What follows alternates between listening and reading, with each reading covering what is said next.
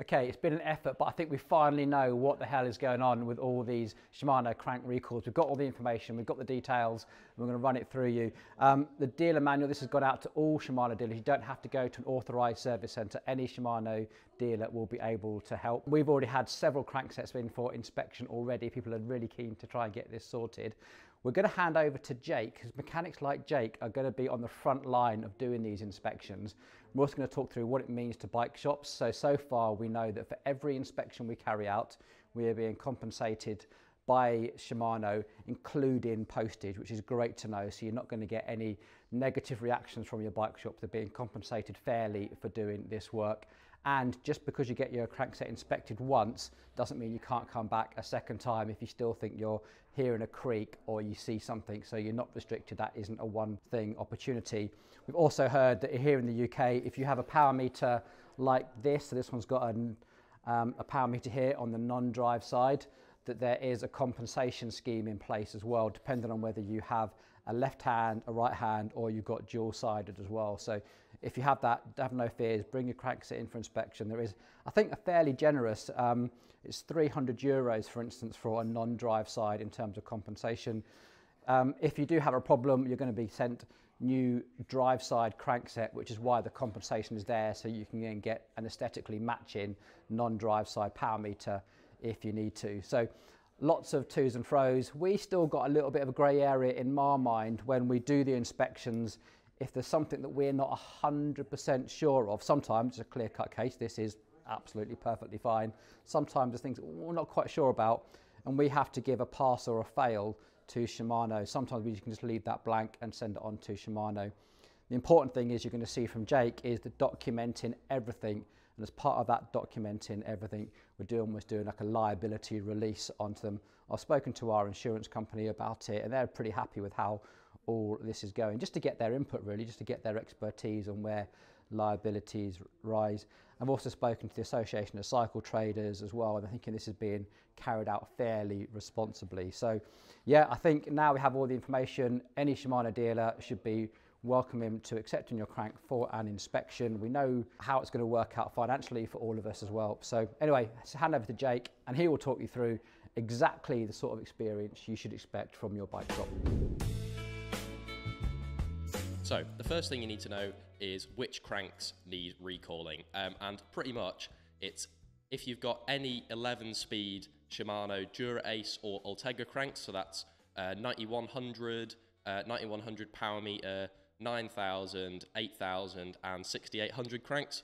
So yeah, any Shimano 11-speed Dura Ace or Ultegra cranks, they could be up for a recall. And then the next step to that is once you have found which cranks you own, you need the big old dealer manual, and there is a little production code on each Shimano crank, which consists of 2 letters, and there is a little table, I'll show you in a second, which denotes whether they need inspecting or not. And then once you have found your little code, or you've taken it to your dealer and they have found the code, if your cranks are on the list, which is quite an extensive list, they are kind of deemed ready for inspection or recall. And so what that means is, as a Shimano dealer and someone who can operate in the recall like we are, we will get 36 Great British pounds for inspecting the cranks. That's not if they need to go back or anything like that, just for inspecting them and filling out a form that Shimano have sent us to make sure that everything's safe, or if it's not, we can get them sent back and get them recalled. So yeah, we've got a few cranks here. We've already got 3 in for inspection. So yeah, we'll have a look at them and you can see exactly the process we're going to go through to make sure that everything's sound. So yeah, just to run you through the whole process. So basically, on every Shimano crank, you've got the full product code. So for these lovely Ultegra cranks, we have got an FC-R8000, and then beneath that, there is a little 2-digit product code or production code, which, so for these, is written PG for my right-hand crank, and my left-hand crank is also PG. And we then go into page number 7 of 28 of the document to find whether this is included within the recall. So as I'm going to look through here, and I can see PG is on it. However, if we've got a different set of cranks, again, these are another set of Ultegra cranks, same R8000. If you look at these, this has got the product code SC and SB on the left-hand crank. And these, if we trawl through the product code for inspection, these are not included. So obviously we're still going to have a look at them to make sure they're safe, but these do not run through the Shimano recall program, presumably because they've been made more recently, whether they've like eliminated the problem or something like that, I don't know, but these are not included, so we don't get the funding from Shimano to inspect these. So these are the ones we're actually going to be looking at today, because I've already inspected the other ones yesterday to go through the process. So these are an 8000 crank, again, with code QF on the right hand side, and we've actually got a power meter, a 4i power meter on the left hand side, with a code RA, which again is included on the recall specifications. Now, I'm not entirely sure what they're going to be doing with like third-party power meters and that sort of stuff, so probably have to get Paul to tell you about that. That there is a compensation scheme in place as well. Who knows? So yeah, anyway, we're going to get down into this, get them cleaned and have an inspection. Now, Shimano actually provide 10 whole pages on how to clean your cranks specifically for this inspection, which is obviously useful, but maybe a bit overkill. But hey, we're gonna listen to them anyway. But the first thing we need to do is actually take the chain rings off so we can properly inspect all of the surfaces that we need to, that could be, you know, debonding or anything like that. So now I've got my crank fully disassembled. It's time to give it a clean.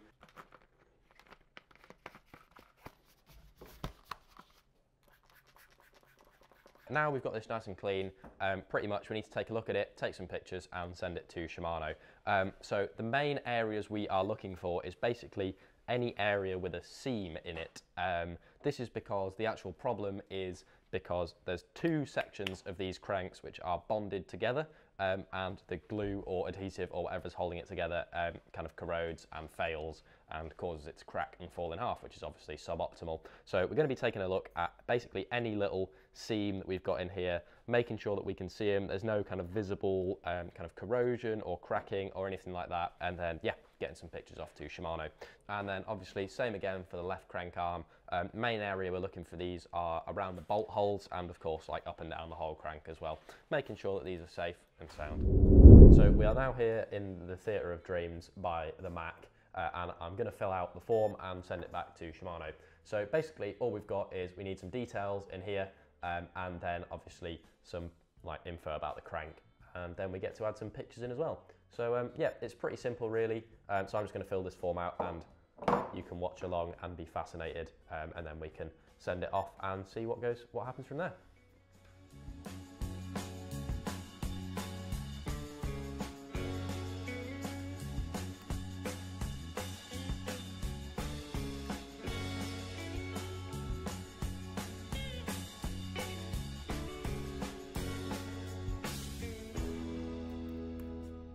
Right, so now I've filled in all of our like account details and stuff. What we need is the model of the crank. So this is an FC-R8000, and then the little production code, which is just that 2-digit code that tells you whether it's within the recall or not. And then they also want a serial number. Now, when I did this yesterday on my own cranks, it actually didn't have a serial number on the non-drive side crank, so I just left that blank. So yeah, I imagine if it's something like as you get them as a whole crank set or with a bike, I'm not entirely sure if they'll come with 2 serial numbers, but they want them anyway, so we're going to fill that out.